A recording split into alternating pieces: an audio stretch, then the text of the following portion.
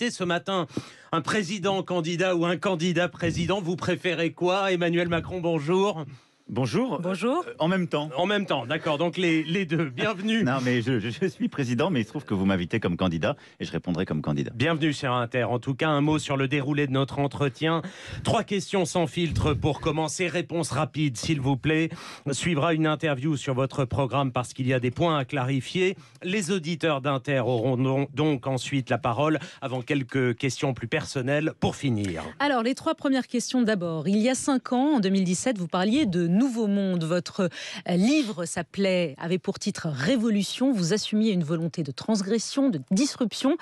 5 ans après, votre slogan de campagne est « Nous tous ». Convenez que c'est beaucoup plus sage. Est-ce à dire que le Nouveau Monde, vous l'avez déjà conquis ou plus simplement que vous en êtes revenu?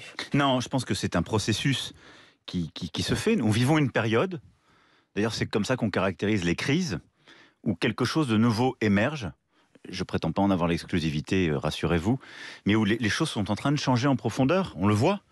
Et d'ailleurs, les 5 ans qui viennent de s'écouler, à travers les crises que nous avons vécues, ont montré aussi la fatigue d'une organisation internationale, parfois ses échecs, la capacité de sursaut de notre Europe, de notre peuple. Et on voit bien que quelque chose de nouveau est en train d'advenir sur le plan de la société, sur le plan de la nation, sur le plan de la construction politique européenne et internationale. Donc je pense que cette révolution se poursuit. Il y a toujours la volonté de transgression chez vous? Ah, résolument. Et surtout pour continuer d'avancer sur les choses auxquelles je crois, c'est-à-dire l'égalité des chances, de corriger les inégalités à la racine, cette aventure d'émancipation, et donc sur l'école, sur la santé, c'est ce que je veux continuer. Dans le même temps, je pense qu'on a appris plus fortement durant ces 5 années le besoin de rebâtir une indépendance française et européenne. On l'a vécu avec la pandémie, on le revoit là avec la Russie. La chronique de Pieraski le disait très bien sur l'énergie. Et on va y venir à l'Ukraine tout à l'heure. Beaucoup disent que nous vivons une campagne étrange, Emmanuel Macron, empêchée, voire ennuyeuse. Un de vos compétiteurs dans ce premier tour dit même, pardon pour les oreilles sensibles, que c'est une campagne de merde. C'est signé Jean Lassalle. Oui. Vous aimez parler franc, Emmanuel Macron. Êtes-vous d'accord avec lui? D'abord, je suis un protagoniste, donc je serais mal à l'aise pour la juger. Quand il y a un président sortant qui est en campagne, c'est toujours compliqué. C'est vrai. On peut à chaque fois reprendre l'historique. 2, je pense que nos sociétés sont fatiguées par 2 années de Covid. Ça aussi, c'est un fait.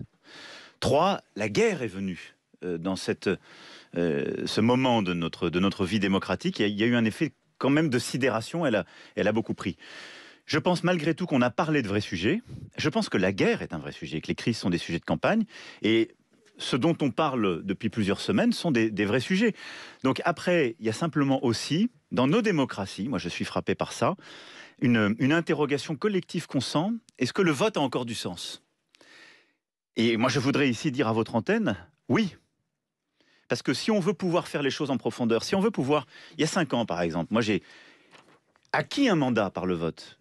J'aurais pas pu faire les réformes que j'ai faites sur le marché du travail, qui nous ont permis d'arriver à un niveau de chômage historiquement bas. Je veux dire, aujourd'hui, on peut reparler. D'ailleurs, dans la campagne, on parle plus de chômage.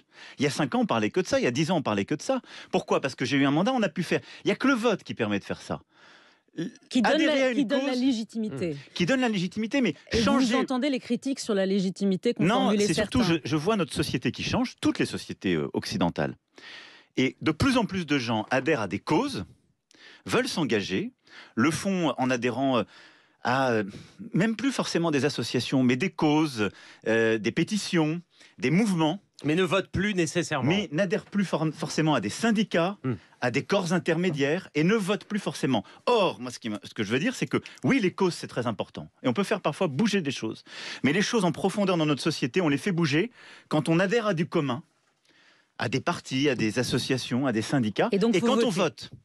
Au soir de votre victoire au Louvre, il y a 5 ans, vous aviez promis, et je vous cite, « Je ferai tout dans les 5 années qui viennent pour qu'il n'y ait plus aucune raison de voter pour les extrêmes ». On est aujourd'hui 5 ans après Emmanuel Macron, à la fin de votre quinquennat, et si on ne prend que Marine Le Pen, Éric Zemmour et Nicolas Dupont-Aignan, on est à 35% d'intention de vote, ça n'a jamais été aussi haut.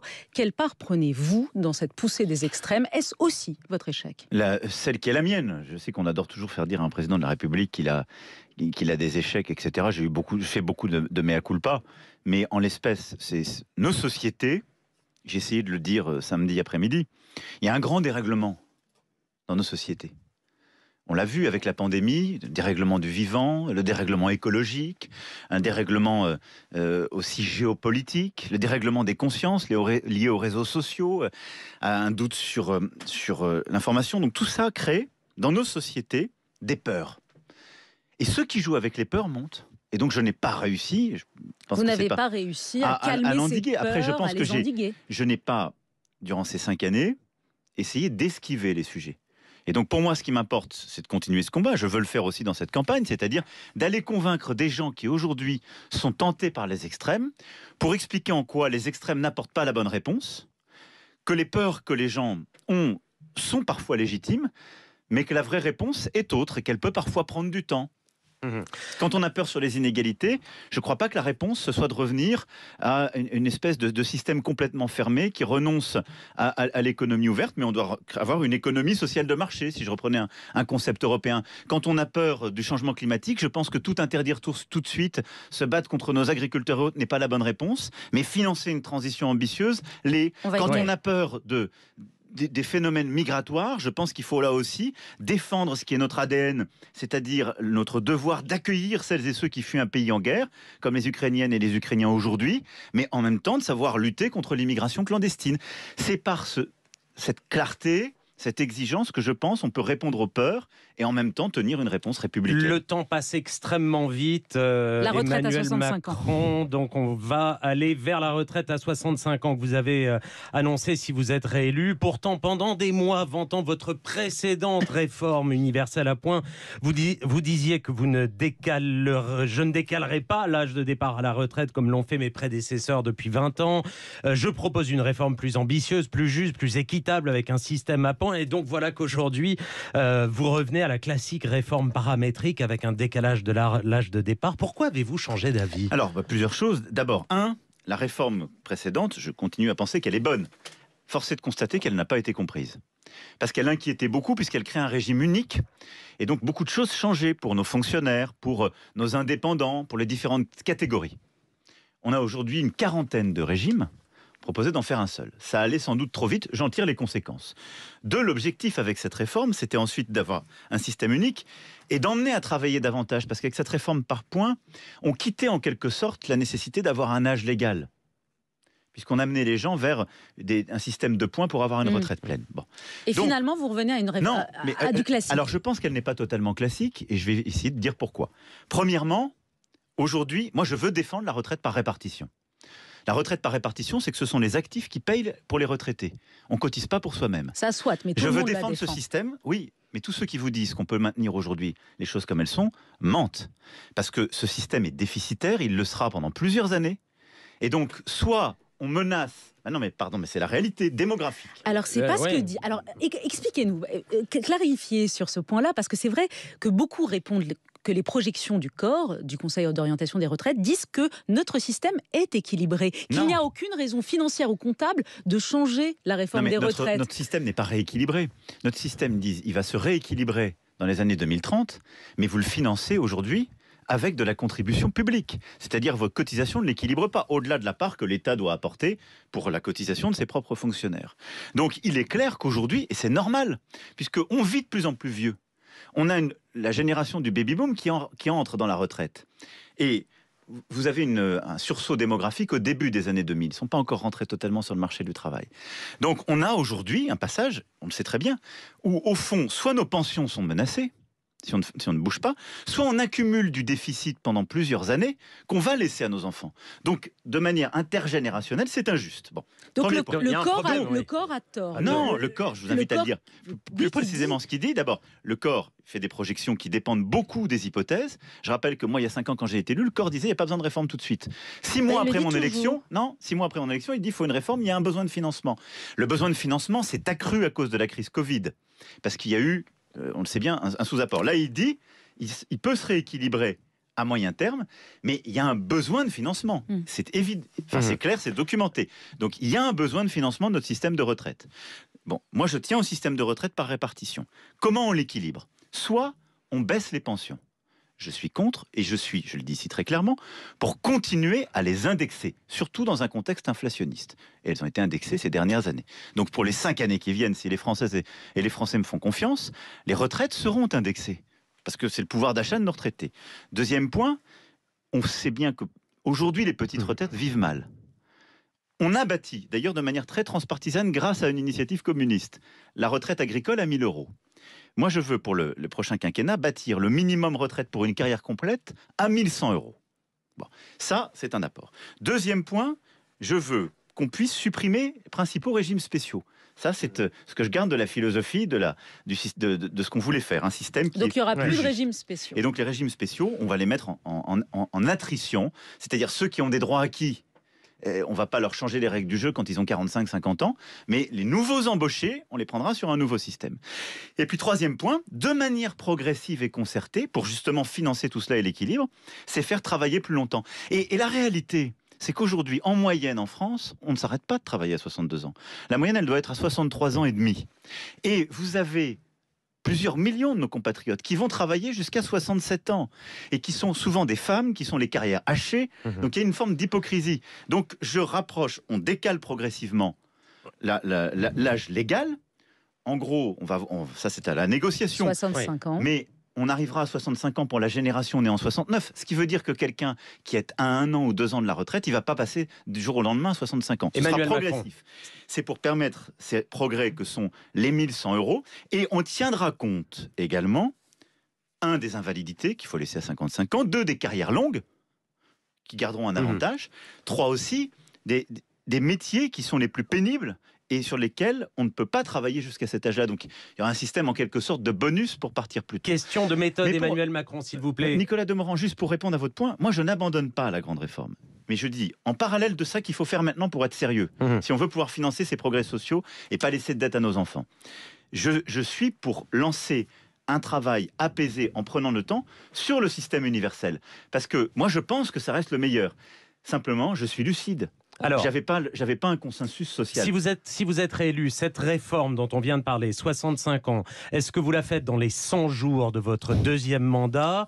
Est-ce que vous ne craignez pas le retour des blocages et des grèves? On a quand même vécu la dernière fois la plus longue grève depuis mai 68. Réponse rapidissime, s'il vous plaît. Ça fait partie des chantiers que je lancerai dès le début. J'ai jamais cru à la théorie des 100 jours. D'ailleurs, j'ai plutôt montré que c'était pas vérifié.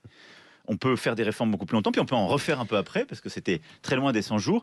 Donc pour moi, la santé, l'éducation, le grand âge et la retraite sont des réformes qu'il faut lancer dès le début du mandat. Si les Françaises et les Français me font confiance, il faut prendre le temps de la concertation, acter les accords et les désaccords. Et aussi, il y a des très beaux sujets de concertation derrière. Par exemple, il y a un énorme sujet avec l'interprofession, mais aussi branche par branche, d'améliorer le travail des seniors. Et ça, ça doit être. Et ça, c'est un point noir en France où on est très faible par rapport. On l'a beaucoup amélioré ces 5 dernières années. L'autre proposition de votre conférence de presse qui a beaucoup fait parler concerne les enseignants, Emmanuel Macron. Vous avez déclaré, je vous cite exactement, on augmentera leur rémunération s'ils sont prêts à accepter de nouvelles missions. Et je suis prêt à dire que ceux qui ne veulent pas faire ces nouvelles missions ne seront pas augmentés. Vos mots ont suscité évidemment un vif émoi chez les profs. Alors, question simple, trouvez-vous que les profs ne travaillent pas assez? Non, pas du tout. Je pense que d'abord, il y a beaucoup de... Comme toujours, la situation est très très diverse. Et on le sait très bien. Tous les parents d'élèves ou grands-parents d'élèves, qui est plus mon cas, le savent. Il y a toutes les situations. Nos professeurs, d'abord, je le redis samedi, c'est ce qui fait notre République. Et donc, on sait tous que la chance qui est offerte à un jeune de pouvoir devenir ce qui n'était pas écrit, ce sont ses enseignants. À l'école primaire, au collège, au lycée ou après. Moi, je suis petit-fils d'enseignant, et je dois tellement à ma grand-mère qu'il était, époux d'enseignante, et donc je sais à quel point c'est une vocation. Donc nos enseignants, nous en avons besoin, et ils sont essentiels. Mais mettez-vous à leur place, qu'ils ont entendu de votre bouche, c'est soit tu travailles plus, soit tu n'es pas augmenté. Alors d'abord, je vais clarifier, donc vous me donnez l'occasion, et merci de le faire. Qu'est-ce qu'on a fait durant ce quinquennat? On a commencé à faire ça. C'est-à-dire, on a reconnu des tâches supplémentaires qui ne l'étaient pas. Nos enseignants, si on regarde les choses et qu'on se les dit franchement, ne sont pas bien payés. Surtout en début de carrière. Après, ça commence à se rapprocher de la moyenne. Ils ont des meilleures fins de carrière et ils ont une retraite qui est plutôt meilleure en proportion que les autres voisins européens. Et donc, en fait, il y a plus de vacances que chez les voisins et la fin de carrière et la retraite sont meilleures que chez les voisins, mais le début de carrière n'est pas très bon. Moi, je souhaite qu'on puisse changer ça. Mais est-ce que le système est bon aujourd'hui? Est-ce que ça fonctionne bien? Ça fonctionne sans doute de manière trop monolithique. On le voit bien. Les chefs d'établissement disent qu'ils n'ont pas assez de souplesse. Les enseignants ne se sentent pas assez reconnus, à juste titre. Les parents d'élèves vivent dans l'angoisse quand même assez souvent. Et les élèves, on ne peut pas dire qu'on a l'école de la confiance qui a le mieux réussi. On a fait énormément durant ces 5 années. Du dédoublement des classes en CP-CE1, aux cités éducatives, aux changements en termes d'orientation, etc., etc. Ce que je veux faire, c'est exactement ce qu'on a fait pour les enseignants qui travaillent en REP, REP+. On leur a mis, ils travaillaient avant que je sois élu en REP, REP+. C'était plus dur. On leur a mis une prime de 4 500 € par an. Ben moi, je veux qu'on puisse... D'abord, il faut qu'il y ait une grande négociation nationale au début. Cette négociation, elle va définir les voies et moyens. J'ai prévu de l'argent pour pouvoir accompagner cela. On a mis 12 milliards d'euros sur l'éducation et la jeunesse par an pour le quinquennat. Et donc, en année terminale. Et donc, pour moi, l'objectif, c'est qu'il y ait cette négociation et qu'on regarde toutes celles et ceux qui s'engagent dans Devoir fait, ce qu'ils font déjà aujourd'hui, qui puissent être mieux rémunérés. Mission, et donc, c'est ça le deal. Donc, nouvelle mission, augmentation ou prime. C'est impact, pour moi, l'objectif. C'est de dire, aujourd'hui, il faut mieux reconnaître tous nos enseignants qui, aujourd'hui, déjà font des choses qui sont difficiles, font beaucoup plus et ne sont pas mieux rémunérés pour cela. Et donc, ces nouvelles missions, elles existent. Il faut simplement leur donner un cadre et permettre de mieux les rémunérer. Et donc, pacte avec les enseignants. Je veux qu'ils aient aussi plus de liberté pédagogique, parce qu'on voit que les méthodes qu'ils peuvent essayer parfois marchent mieux. 2, je veux aussi plus de liberté au niveau des directeurs d'établissement et des directrices d'établissement, pour qu'ils puissent, et ça c'est pour moi la grande innovation, je veux ensuite qu'on prenne le temps localement, un peu sur la base de l'expérimentation de Marseille. Vous allez être frustré, vous savez que vous allez être frustré parce qu'il y a plein de sujets que vous ne pourrez pas... On ne pourra pas développer, le temps file à une vitesse, vous c'est l'enfer. L'opportunité et vous savez qu'on a l'égalité de temps de parole, on peut pas... Je veux juste dire que je veux qu'on mette autour de la table les maires, les enseignants, les associations qui font le périscolaire, les parents d'élèves, pour aussi donner plus de latitude pour que notre école fonctionne différemment. Elle ne peut pas fonctionner de la même manière à Amiens-Centre, à Marseille, quartier nord, et à Clichy-sous-Bois, c'est pas vrai. Alors avant de vous poser des questions sur l'Ukraine, un mot sur ce sparadrap que vous ne parvenez pas à décoller en cette fin de campagne, l'affaire McKinsey, c'est-à-dire le recours par l'État à des cabinets de conseil privés. Reconnaissez-vous qu'il y a eu un abus, tout simplement, pendant votre quinquennat dans le recours à ces cabinets? Ou alors, Emmanuel Macron, assumez-vous de penser, de dire qu'au fond, ces cabinets sont plus efficaces, plus fluides, plus adaptables que la haute fonction publique? Est-ce que c'est ça votre philosophie? Non, pas du tout. D'abord, la haute fonction publique, j'y crois, j'en viens, même si j'ai démissionné par clarté pour être candidat il y a 5 ans. Je l'ai réformé, parce que je l'aime. Et donc, on a fait une réforme qui est sans précédent depuis le général de Gaulle. On a créé un Institut national du service public et on a créé une vraie interministérialité. Donc, j'y crois, elle est importante. Est-ce qu'il y a eu abus? Non. Mais non, enfin, s'il y a abus, il faut qu'il soit sanctionné. Mais d'abord, autant tordre le cou au canard qui court. Certains sont en train de tout confondre. Est-ce que le président de la République intervient dans ces contrats? Non. Non. 2, ces contrats, ils sont passés selon le code des marchés publics. Ce sont ou des opérateurs de l'État, ou des administrations, ou des ministres qui passent ces contrats parce qu'ils en ont besoin. Là où il faut qu'il y ait un contrôle, c'est est-ce que ces contrats, est-ce que ces prestations extérieures viennent à la place de compétences que vous avez? C'est là où... Bah oui, en l'occurrence, oui. Non, la question est posée. C'est ça qu'il faut contrôler. On vous la pose. Est-ce que c'est le cas? Moi, je n'ai pas la preuve de ça. Non. Et je regarde ensuite. La question, s'il y a des abus, je réponds à la question de Nicolas Demorand. Il y a 2 manières de faire. Au cas par cas, s'il y a un abus au cas par cas, il faut qu'il soit sanctionné. Et d'ailleurs, à chaque fois qu'il y a un abus, quel que soit le secteur, on fait ce qui s'appelle un article 40, on va devant le juge. On verra. J'en ai pas vu là. Mais il faut qu'il y ait un contrôle parlementaire. Ensuite, il faut regarder les voisins.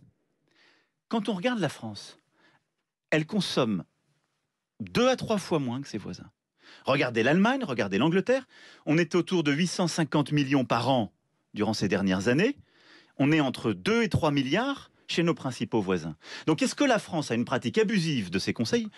Quand je regarde les voisins, on consomme moins qu'un pays comme l'Allemagne, moins qu'un pays comme l'Angleterre. Substantiellement moins. 3, on a aussi une plus grande fonction publique, vous le savez, par rapport au pays. Bien sûr, ce qui vous démontre que je pense l'inverse, c'est que la France pense l'inverse de ce que disait Nicolas Demorand. 3, pourquoi il y a eu une augmentation à un moment donné? Parce que, il a fallu... Les 3/4 des prestations sont des prestations informatiques et de soutien à un système information. Pourquoi? Parce qu'il a fallu, se protéger sur le cyber, des risques nouveaux, que des prestataires extérieurs connaissent mieux que les fonctionnaires de l'État. Et d'ailleurs, ces prestataires ont fait parfois des prestations, mais aussi de la formation pour qu'on acquiert la compétence. C'est tout à fait normal et légitime. 2, on a monté en charge aussi des systèmes de manière très forte pendant le Covid. Ils sont d'ailleurs reconnus, parfois on les a critiqués. Maintenant, quand on regarde le tous anti-Covid ou autre, les gens disent la France a un des meilleurs systèmes. Ce sont des prestations extérieures. Elles ont d'ailleurs, je constate, entre 2021 et 2022 baissé. Donc moi, ce qui m'importe, c'est le bon usage de l'argent public. Et bon, je regarde, 1, ça a baissé en 22. 2, quand on se compare sur les 15 dernières années, c'est faux de dire que c'est ces dernières années où il y a le plus grand usage de cabinets de conseil ou de prestataires extérieurs. Il y en avait beaucoup plus il y a 10 ans en France. 3, on le consomme beaucoup moins que nos voisins. Après, si au cas par cas, il y a des abus, certains contrats sont mal passés, il faut que ce soit contrôlé par les parlementaires d'une part et par le juge s'il y a une malversation ou un non-respect du code. Ou un non-payage des impôts pendant 10 ans pour McKinsey. Alors ça, c'est autre chose. Mais c'est très important. Non, c'est autre chose. Mais vous soulevez la question. Non, moi je ne suis pas. Oui. Parce que dans l'espèce, sinon, il y a on suppute et on laisse courir là aussi des choses qui sont fausses. 1, est-ce qu'il y a eu des fraudes fiscales de McKinsey? C'est ça qu'il faut voir. Ça, on peut sanctionner. C'était l'optimisation. 2, s'ils ont utilisé les règles, il faut les changer. Parce que comme vous, moi, j'ai pas... moi, je ne suis pas là dans la déploration. Je me suis battu pour qu'il y ait un impôt minimal. Je me suis battu au début tout seul. Ensuite, en européen, on a été bloqué. À l'international, l'administration Trump nous a bloqués. On a eu l'accord il y a 1 an. Sous présidence française de l'Union européenne, on va passer l'impôt minimal. Dès qu'il sera passé, une entreprise comme McKinsey devra payer l'impôt en France. 2 questions sur l'Ukraine qui s'adressent maintenant au président de la République et non au candidat Macron, je le précise. Après le siège et les bombardements sur Mariupol, on a vu hier des vidéos terribles. Emmanuel Macron de massacres de civils dans la ville de Boutcha. Un dernier bilan ce matin fait état de plusieurs centaines de victimes. Ces images d'hommes tués, les mains attachées dans le dos, de corps de femmes qui jonchent les rues. Vous avez dit hier que les autorités russes devraient payer pour leurs crimes. Est-ce à dire que Vladimir Poutine devra faire face à un tribunal international pour crimes de guerre ? Je pense d'abord, les scènes sont insoutenables. Pire, ce qu'il a très bien rappelé tout à l'heure. Et je pense qu'on est tous extrêmement choqués et nous l'avons condamné avec la plus grande fermeté. Deuxièmement, il est clair qu'il y a des indices aujourd'hui très clairs de crimes de guerre. C'est l'armée russe qui était à Boutcha. Et donc, nous avons d'ailleurs marqué notre disponibilité aux autorités ukrainiennes de les assister dans les enquêtes qu'elles sont en train de faire. La justice internationale doit passer. Et donc celles et ceux qui ont été à l'origine de ces crimes devront en répondre.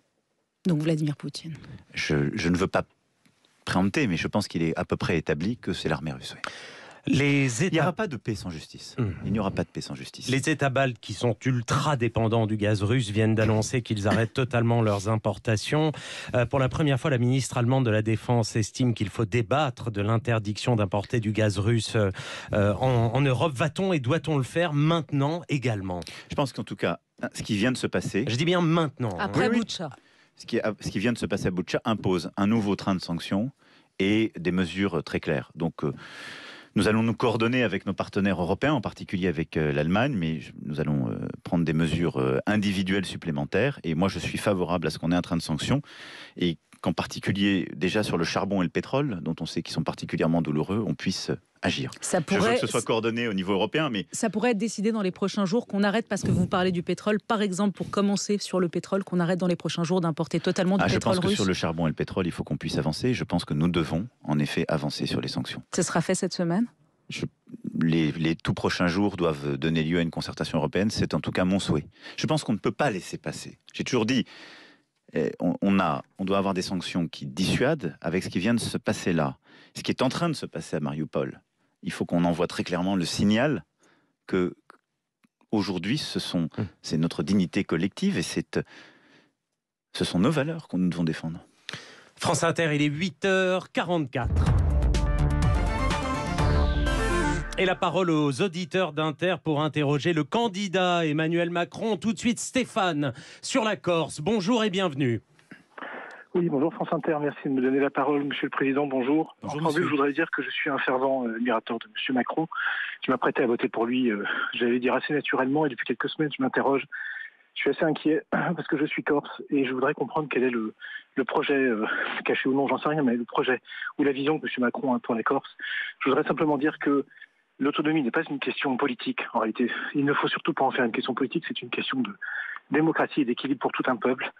Je suis sur Corse autant que les nationalistes et j'ai besoin de la France, j'ai besoin du soutien de la France et des Français. Je vous appelle à l'aide, M. Macron. Merci pour votre réponse. Merci Stéphane pour votre question, Emmanuel Macron. Merci beaucoup, monsieur. Écoutez, j'ai pas changé de ligne depuis mon discours de Fouriane en 2017 comme candidat et mon discours de Bastia en 2018 comme président. Il se trouve qu'il y a eu quelque chose qui est grave et inacceptable, l'assassinat d'Ivan Colonna en prison. Je l'ai dit et je le répète, Ivan Colonna n'est pas un héros. Il a été condamné à plusieurs reprises. Il a été le lâche assassin du préfet Erignac. Mais dans le même temps, la République ne peut accepter qu'un détenu soit ainsi abattu dans ces conditions par un autre détenu. Et donc, c'est pour ça aussi que je prendrai des mesures très claires sur la base des rapports et de l'ensemble des faits qui me seront donnés pour que ce soit sanctionné. Ceci a créé une émotion toute particulière en Corse et une indignation et a donné lieu à des violences, en particulier dans la jeunesse. J'ai souhaité, et ça a été le... Stéphane vous dit pourquoi l'autonomie ? Pourquoi l'autonomie ? Pourquoi pardonner l'autonomie ? J'explique. Personne n'a donné l'autonomie. Personne n'a donné l'autonomie, personne n'a engagé l'autonomie. Et je veux ici rassurer Stéphane. Je te redonne le contexte. Ça a donné lieu à une violence qu'on n'avait pas vue depuis des années chez les jeunes. Le ministre de l'Intérieur y a été. Je redis maintenant les choses très clairement. 1, la clarté sera faite et les décisions seront prises sur ce qui s'est passé en prison. 2, le calme et le retour à l'ordre est un préalable à toute chose. Et ce que j'ai encore vu ce week-end est inacceptable. Inacceptable. Y compris avec des responsables politiques en tête de cortège. Donc moi, il n'y aura pas de discussion avec des gens qui se comportent comme ça. 3, je suis, moi, favorable à toute évolution, mais si elle répond aux besoins de la population. C'est pour ça que j'ai toujours dit, il n'y a pas de tabou. L'autonomie n'est pas l'indépendance. Ensuite, pour moi, l'autonomie n'est pas un objectif en soi. Et donc, le ministre de l'Intérieur a dit tout est possible et est à discuter. Mais ce que je souhaite plutôt faire, c'est qu'il y ait un apaisement. Moi, je pense que la République est importante pour la Corse et la Corse est importante pour la République. Et que ce à quoi il faut qu'on œuvre, c'est 1, le retour au calme, 2, que les missions soient bien accomplies. Et moi, je veux vous inviter à regarder, Stéphane, ce qu'on a fait ces 5 dernières années, sur des compétences qui étaient celles de la collectivité. Nous avons pris nos responsabilités. Parfois, nous l'avons fait sur les déchets, sur l'énergie. Et donc, voilà, je veux un retour au calme, un travail avec la collectivité et son président, Gilles Siméon. Et je pense que les grands débats politiques aujourd'hui ne sont pas forcément ceux qui répondront le plus aux besoins de la Corse, qui est un besoin de respect, de considération, mais de bon fonctionnement et de retour au calme. On a le temps encore pour une question, c'est fini. Compliqué. Bernard au standard, le plus bonjour. court possible. Oui, bonjour. Vous avez 1 minute ou 30 secondes, Bernard. Très vite.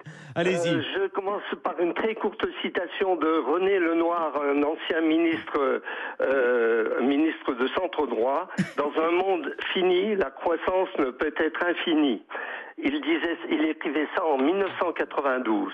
Comment, en 30 ans après, le candidat que vous êtes peut-il continuer à prôner la croissance alors que tous les indicateurs concernant le devenir de la planète sont au rouge? Merci Bernard pour cette question. Et on attend le rapport du GIEC aujourd'hui. Voilà, d'un mot, Emmanuel Macron, s'il vous plaît. Vraiment d'un mot. Alors bonjour monsieur, je crois en effet moi à une écologie par le changement, la transition, l'investissement et la croissance. Parce que quand on fait la rénovation thermique des bâtiments, eh bien, je vais en faire 700 000 par an dans les 5 années qui viennent. On crée de l'emploi, on fait de la croissance et on consomme moins d'énergie. Quand on prône la construction d'une filière de voitures électriques en France, on a commencé à le faire avec les batteries, et qu'on dit on va accompagner des ménages pour changer de voiture, on crée de l'emploi, on fait de la croissance et on pollue moins. Quand on fait de la transition vers l'économie circulaire, on vient d'installer la plus grande entreprise d'économie circulaire d'Europe dans notre pays, eh ben, on fait de la croissance, mais on renouvelle des matériaux. Eh bien, tout ça montre qu'on peut, par l'innovation, et là aussi c'est la théorie économique qui nous le montre, par l'innovation, faire de la croissance en changeant les usages. On a des questions, vous pouvez répondre par un mot. C'est Un mot. Ah, parce qu'après on parle plus on revient plus sur l'école. Ah bah non. Mais on vous réinvitera quand vous voulez en dehors des temps d'égalité de temps de parole. Je voulais quand même tendre le non, cou à un c'est canard. fini. Non, parce que l'ARCOM a défini la règle. Juste parce que, comme on a parlé de nos enseignants, je voulais juste dire un mot, parce que tout le week-end, il y a eu une fake news, comme on dit aujourd'hui, qui a circulé, qui a été relayée par Jean-Luc Mélenchon. Nos enseignants nous écoutent. Jamais je n'ai dit qu'à 12 ans, il fallait mettre des jeunes en apprentissage. C'est un scandale de dire ça. J'ai dit qu'à 12 ans, il fallait permettre à des enfants de connaître des métiers. Ça n'a rien à voir. C'est-à-dire permettre aux régions, aux entreprises de venir quelques heures. Par contre, moi, je porte une réforme du lycée professionnel inédite qui va permettre à des jeunes de 16-17 ans, enfin, d'avoir une rémunération quand ils font un stage qui n'était pas possible. Répondez-nous vraiment Voilà, en un mot. Emmanuel Macron, s'il vous plaît. Liberté, égalité, fraternité, vous choisissez quoi? Fraternité. Victor Hugo ou Louis-Ferdinand Céline? Hugo. Le résistant Missak Manouchian, l'affiche rouge, rentrera-t-elle au Panthéon si vous êtes réélu? Je prends jamais d'engagement comme ça à la légère, surtout en direct, mais mon sourire... Les auditeurs n'entendent pas votre sourire. Non, Il va falloir dire oui. Je pense ou non. que... Je pense Dessine que un c'est- oui. Voilà. Oui, plutôt. Non, mais je Plutôt veux oui. pas. Plutôt oui. Je pense que c'est une très grande figure et que ça a beaucoup de sens. Croyez-vous aux forces de l'esprit, Emmanuel Macron? Oui. Merci d'avoir été au micro de France Inter, Emmanuel Macron, ce matin. Il est On avait 8h50. encore 2000 questions à vous poser en moyenne, mais c'est ainsi. Voilà, il est 8h50.